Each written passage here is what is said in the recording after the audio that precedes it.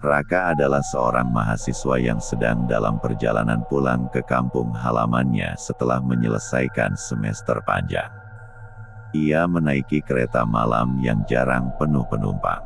Malam itu, langit gelap tanpa bintang, dan kabut tebal menyelimuti jalur kereta. Duduk sendirian di gerbong paling belakang, Raka mengamati pepohonan yang berkelebat di luar jendela. Seorang kondektur tua masuk ke gerbong, memeriksa tiket para penumpang. Saat memeriksa tiket Raka, ia berhenti sejenak dan berkata dengan nada setengah berbisik, "Jangan menatap terlalu lama saat kita melewati kilometer 99. Raka, yang awalnya mengira itu hanya gurauan, penasaran. Ia bertanya apa maksud perkataan tersebut, tetapi kondektur hanya menggelengkan kepala dan pergi ke gerbong lain. Ketika kereta perlahan mendekati kilometer 99, suasana di dalam kereta menjadi aneh. Suara mesin yang biasanya monoton terdengar lebih berat, seperti ada sesuatu yang menahan kereta. Lampu-lampu di gerbong mulai berkelap-kelip, dan para penumpang terlihat gelisah.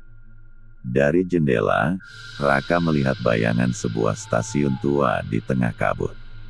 Stasiun itu terlihat lusuh dengan papan nama yang berkarat bertuliskan, kilometer 99. Di peron, berdiri sosok seorang wanita mengenakan gaun putih panjang. Wajahnya tidak terlihat jelas, tetapi ia tampak menatap langsung ke arah Raka. Saat Raka menoleh ke penumpang lain, ia menyadari bahwa tidak ada yang memperhatikan stasiun tersebut. Penasaran, ia menatap lebih lama, hingga wanita itu tiba-tiba mengangkat tangan dan melambaikan sesuatu kepadanya. Tiba-tiba, kereta melaju lebih cepat, seolah-olah mencoba menjauh dari tempat itu.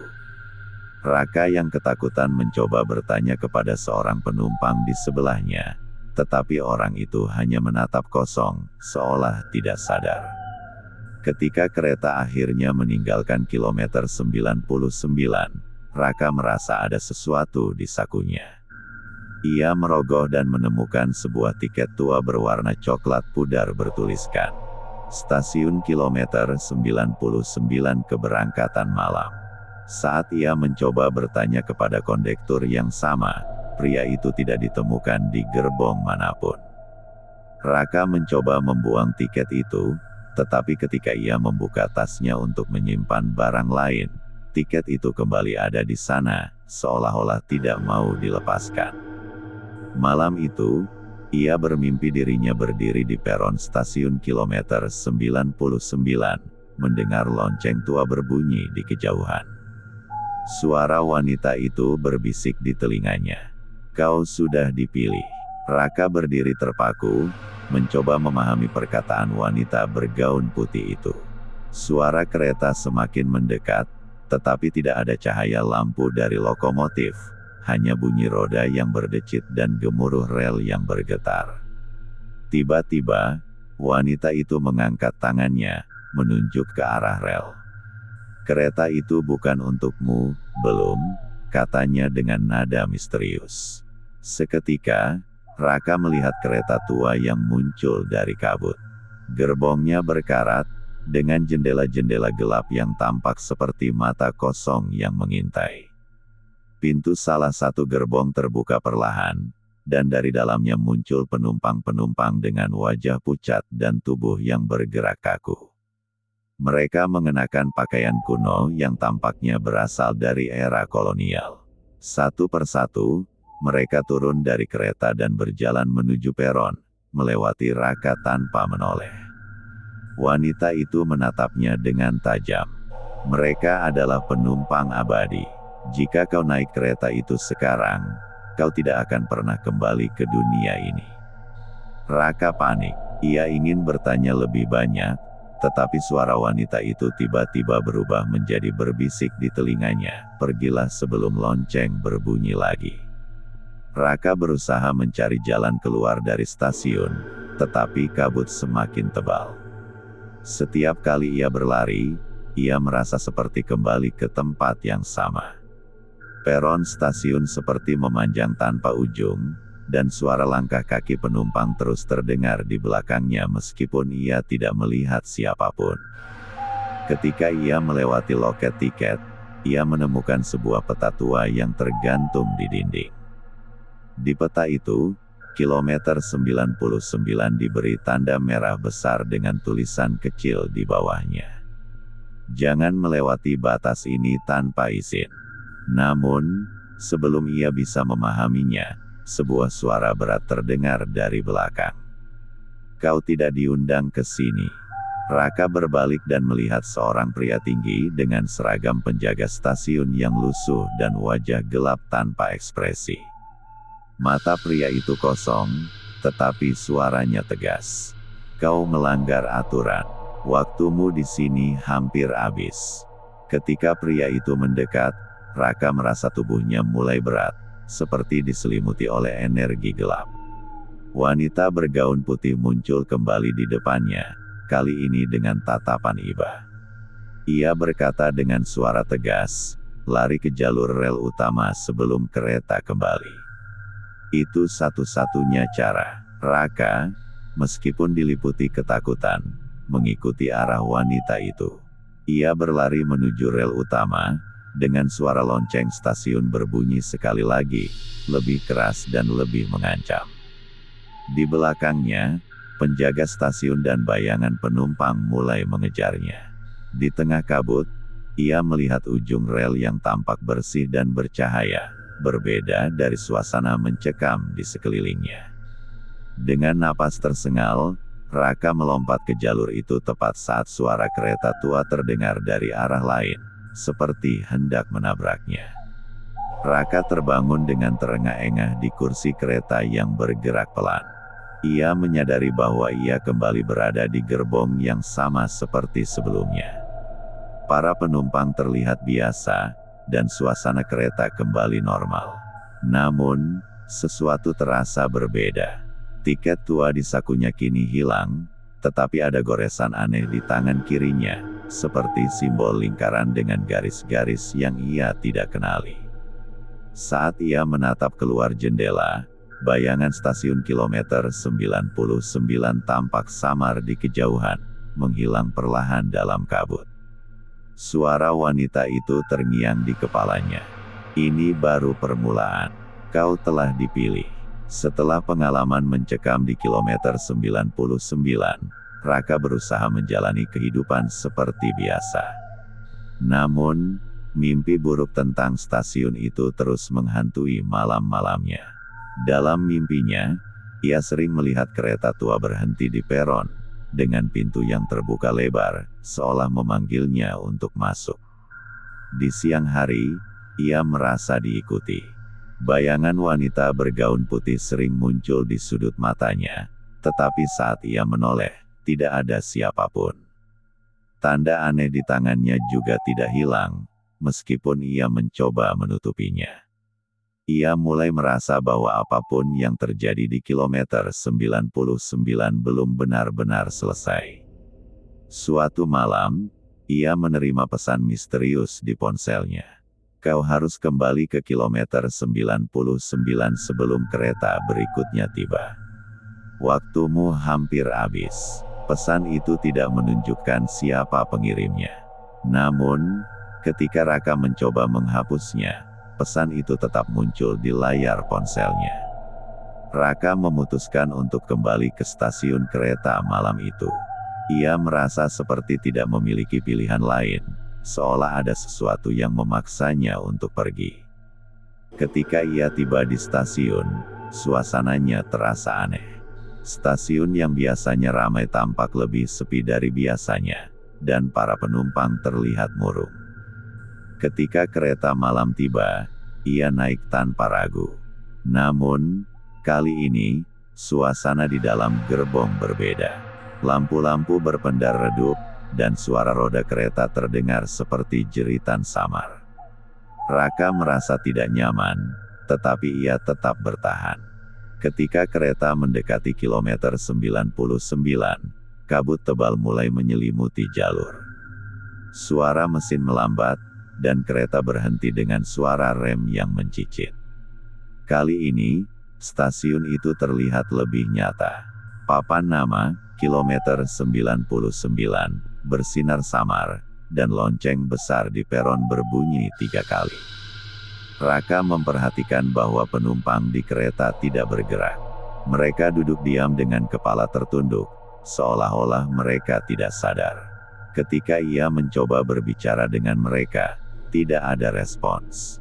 Saat ia berjalan di sepanjang gerbong, ia melihat pintu gerbong terakhir sedikit terbuka.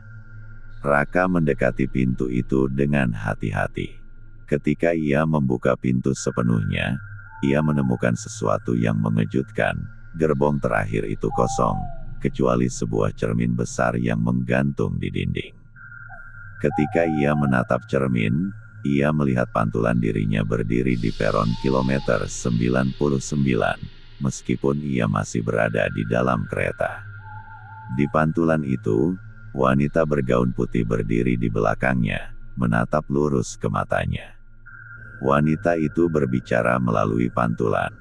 Kereta ini tidak pernah berhenti. Kau harus memutuskan, tetap di dalam atau turun selamanya. Tiba-tiba, suara langkah kaki terdengar dari arah peron, mendekati gerbong tempat Raka berada. Ia menoleh keluar jendela dan melihat penumpang-penumpang aneh dari mimpinya berjalan menuju kereta. Wajah mereka kosong tanpa ekspresi. Wanita itu muncul lagi dalam pantulan, kali ini dengan nada lebih tegas. Jika kau tidak turun sekarang, kau akan menjadi salah satu dari mereka. Raka bingung dan ketakutan. Ia tidak tahu harus memilih apa. Namun, sebelum ia bisa memutuskan, pintu kereta tiba-tiba menutup dengan keras, dan kereta mulai bergerak perlahan, meninggalkan kilometer 99. Raka mencoba membuka pintu, tetapi tidak bisa. Ia kembali ke tempat cermin itu berada, tetapi cermin itu kini retak, dan pantulan wanita bergaun putih mulai memudar. Ketika ia kembali ke kursinya, ia menemukan tiket tua yang sama seperti sebelumnya, tetapi dengan tulisan baru di atasnya. Gerbong terakhir menunggu. Jangan lari dari takdirmu. Kereta terus melaju ke dalam kegelapan, membawa Raka lebih jauh dari jawaban yang ia cari. Di luar jendela, suara lonceng dari kilometer 99 masih terdengar samar, seolah mengingatkan bahwa semuanya belum berakhir. Kereta terus melaju dengan kecepatan yang tidak wajar. Pemandangan di luar jendela tidak lagi seperti dunia nyata, hanya kegelapan pekat yang sesekali dihiasi kilatan cahaya merah. Raka mulai merasa bahwa ia tidak berada di jalur biasa. Tikaman rasa takut menyelimuti pikirannya ketika ia kembali melihat tiket tua di tangannya. Tulisan di tiket itu kini berubah lagi. Pilih pintumu, sebelum kereta mencapai akhirnya. Raka mengingat ucapan wanita bergaun putih tentang gerbong terakhir. Meski tubuhnya terasa berat dan pikirannya diliputi keraguan, ia memutuskan untuk mencari tahu apa yang sebenarnya terjadi. Menuju gerbong terakhir. Saat ia berjalan melewati gerbong-gerbong, suasana di dalam kereta semakin aneh. Setiap gerbong memiliki atmosfer yang berbeda. Di gerbong pertama, ia melihat penumpang-penumpang yang membeku seperti patung. Wajah mereka pucat, mata mereka terbuka lebar, tetapi tubuh mereka tidak bergerak sama sekali. Di gerbong kedua, ia mendengar suara tawa anak-anak, tetapi tidak ada siapapun di sana. Hanya boneka-boneka tua yang duduk di kursi-kursi. Di gerbong ketiga, ia menemukan kursi-kursi kosong yang berlumuran darah kering. Suara bisikan samar terdengar, tetapi ia tidak bisa memahami apa yang dikatakan. Semakin mendekati gerbong terakhir, udara terasa semakin dingin. Raka merasa seperti ada sesuatu yang mengawasinya dari bayangan-bayangan di sudut gerbong. Ketika ia akhirnya sampai di gerbong terakhir, pintunya tertutup rapat. Di pintu itu terdapat simbol yang sama seperti goresan di tangan Raka, lingkaran dengan garis-garis yang tampak seperti jaring. Ia mencoba membuka pintu, tetapi pintu itu tidak bergeming. Lalu, suara wanita bergaun putih terdengar lagi, kali ini lebih dekat, seolah-olah ia berada tepat di belakangnya. Hanya yang terpilih yang dapat masuk. Pertanyaan itu harus dijawab. Di bawah simbol di pintu, sebuah tulisan perlahan muncul. Apa yang kau cari di sini? Jawab dengan jujur, atau kau tidak akan pernah kembali. Raka bingung. Ia tidak tahu apa yang sebenarnya ia cari. Apakah ia ingin jawaban atas mimpi buruknya? Apakah ia ingin melarikan diri dari rasa takut? Ataukah ada sesuatu yang lebih dalam yang bahkan ia sendiri tidak pahami? Dengan suara gemetar, ia menjawab, "Aku ingin tahu kebenaran tentang tempat ini. Aku ingin tahu kenapa aku dipilih." Simbol di pintu bersinar sebentar, lalu pintu itu terbuka perlahan, mengungkapkan interior gerbong terakhir. Gerbong terakhir tampak berbeda dari yang lain. Tidak ada kursi, hanya sebuah lorong panjang yang dipenuhi cermin di kedua sisinya. Setiap cermin memantulkan gambaran yang berbeda. Di satu cermin, Raka melihat dirinya berdiri di peron kilometer 99, dengan tatapan kosong seperti penumpang lainnya. Di cermin lain, ia melihat dirinya di masa kecil, tertawa bersama keluarganya di taman, tetapi bayangan itu perlahan memudar menjadi kabut. Cermin terakhir menampilkan stasiun kilometer 99 yang meledak dan terbakar, dengan wanita bergaun putih berdiri di tengah kobaran api, memandang langsung ke arahnya. Wanita itu tiba-tiba muncul di ujung lorong. Kali ini, wajahnya lebih jelas, wajah cantik dengan mata yang penuh duka. Ia berjalan mendekati Raka, suaranya bergema di seluruh gerbong. "Kau adalah bagian dari cerita ini. Kau telah dipilih karena ada sesuatu yang hilang darimu." Raka merasa kebingungan. "Apa maksudmu? Apa yang hilang dariku?" Wanita itu tersenyum samar. "Kau tidak ingat, tapi kau pernah berada di kilometer 99 sebelumnya. Kau adalah salah satu dari kami." Raka tertegun. Ia mencoba mengingat, tetapi kepalanya tiba-tiba terasa sakit luar biasa. Ia jatuh berlutut, sementara kenangan-kenangan samar mulai bermunculan, kereta tua, lonceng stasiun, dan suara jeritan. Wanita itu mendekat dan berbisik di telinganya, "Kebenaran itu ada di dalam dirimu. Tapi apakah kau siap menerimanya?" Sebelum Raka sempat menjawab, lonceng stasiun berbunyi lagi. Kali ini, suara itu menggema begitu keras hingga seluruh gerbong bergetar. Cermin-cermin di sekitar pecah satu persatu, dan kegelapan perlahan menyelimuti gerbong terakhir. Kegelapan di gerbong terakhir begitu pekat hingga Raka tidak bisa melihat apa-apa. Tubuhnya terasa berat, dan suara pecahan cermin terus bergema di sekelilingnya. Namun, di tengah kehampaan, wanita bergaun putih itu berbicara lagi. Kali ini suaranya terdengar tegas, namun penuh kepedihan. "Semua ini bukan kebetulan. Kau adalah bagian dari cerita ini, dan hanya kau yang bisa mengakhirinya." Tiba-tiba, cahaya terang muncul di depan Raka, membentuk pintu yang seolah mengarah ke peron kilometer 99. Di sana, ia melihat versi dirinya yang lain, berdiri diam dengan tatapan kosong, mengenakan pakaian usang, seperti salah satu penumpang abadi. Saat Raka melangkah mendekat, kepalanya kembali berdenyut sakit, dan bayangan-bayangan masa lalu mulai bermunculan.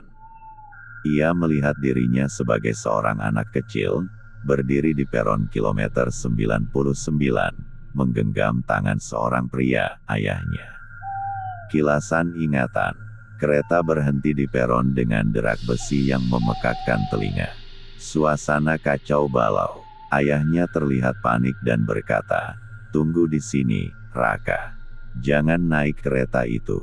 Namun, rasa penasaran membuat Raka kecil melanggar perintah itu. Ia naik ke gerbong terakhir. Kilasan berikutnya adalah suara ledakan besar, api yang melahap kereta, dan teriakan manusia. Semua menghilang dalam kegelapan. Wanita bergaun putih kembali muncul di sampingnya, menatap Raka dengan penuh empati. Kau adalah satu-satunya yang selamat dari kecelakaan itu. Tapi jiwamu terpecah antara dunia ini dan dunia nyata. Raka tersentak. Semua mulai masuk akal, kenapa ia terus bermimpi tentang stasiun ini. Kenapa ia merasa dipanggil kembali. Kilometer 99 bukan sekadar tempat, itu adalah penghubung antara masa lalu dan masa kini. Wanita itu melangkah lebih dekat, tangannya menunjuk ke versi lain Raka di peron. Untuk kembali ke dunia nyata, kau harus menyatukan dirimu. Tapi itu akan mengorbankan sesuatu. Raka bingung. Mengorbankan apa? Wanita itu menjawab dengan suara pelan namun tegas, kenangan tentang keluargamu. Jika kau ingin hidup bebas, kau harus meninggalkan masa lalu dan melupakan semua yang pernah terjadi di sini. Kereta tua kembali muncul, melaju perlahan menuju peron kilometer 99. Penumpang-penumpang abadi berdiri di dekat rel, menatap Raka dengan tatapan hampa. Suara lonceng berbunyi lagi, tanda bahwa waktunya hampir habis. Wanita itu berkata, pilih sekarang. Naik kereta itu dan menjadi bagian dari mereka, atau tinggalkan semuanya dan kembali ke hidupmu. Raka memandang versi dirinya yang lain. Ia menyadari bahwa masa lalu yang terus menghantuinya telah menahannya untuk hidup sepenuhnya. Namun, melupakan keluarganya terasa seperti kehilangan jati dirinya. Ia memejamkan mata, menarik napas dalam, lalu berkata, "Aku memilih untuk hidup." Wanita itu tersenyum tipis, meski air mata mengalir di pipinya. Ia menjentikkan jarinya, dan versi lain Raka perlahan menghilang bersama para penumpang abadi. Kereta tua berhenti, tapi pintunya tidak pernah terbuka. Sebaliknya, semuanya memudar menjadi kabut. Cahaya terang memenuhi seluruh stasiun, dan Raka merasa tubuhnya tertarik keluar dari tempat itu. Raka terbangun di tempat tidur rumahnya. Napasnya tersengal-sengal, tetapi semuanya terasa nyata kembali. Tanda aneh di tangannya menghilang, dan mimpi-mimpi buruk tentang kilometer 99 tidak pernah kembali. Namun, ketika ia membuka tasnya, ia menemukan tiket tua itu. Di tiket tersebut tertulis, "Hidup adalah perjalanan. Jangan lupa untuk terus berjalan." Raka tersenyum kecil, merasa lega, meski ada ruang kosong di hatinya. Ia tahu, meski kenangan tentang keluarganya telah memudar, ia diberi kesempatan baru untuk menjalani hidup sepenuhnya. Sementara itu, di kilometer 99, wanita bergaun putih berdiri sendirian di peron, menatap ke arah kabut yang perlahan menelan stasiun itu. Suaranya bergema pelan, sampai jumpa di perjalanan berikutnya.